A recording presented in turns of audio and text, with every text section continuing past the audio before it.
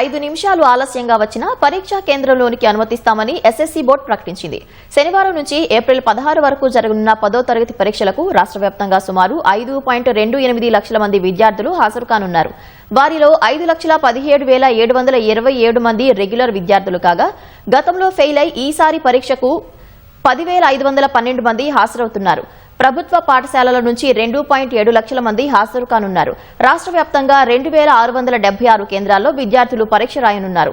ఉదయం 9:30 గంటలకు పరీక్ష ప్రారంభం కానుండగా కనీసం అరగంట ముందే ఆయా కేంద్రాలకు చేరుకోవాలని ఎస్ఎస్సీ బోర్డు సూచించింది. ఎవరైనా పరీక్షకు 5 నిమిషాలు ఆలస్యంగా వచ్చినా రాసేందుకు అనుమతిస్తామని స్పష్టం చేసింది. పరీక్షల్లో కాపీ జరగకుండా చూసేందుకు 144 ఫ్లయింగ్ స్క్వాడ్లు ఏర్పాటు చేసినట్లు ప్రకటించింది. విద్యార్థులు ఎలాంటి ఒత్తిడి లేకుండా పరీక్షలు రాసి విజయం సాధించాలని గవర్నర్ శివప్రసాద్ శుక్లా సూచించారు. పరీక్షలను ఒత్తిడిగా భావించకుండా విజ్ఞానాన్ని, ప్రతిభను చూపించే మంచి అవకాశంగా భావించాలని పేర్కొన్నారు. ఆత్మవిశ్వాసంతో, సానుకూల దృక్పథంతో విద్యార్థులు ముందుకు సాగాలని గవర్నర్ సూచించారు.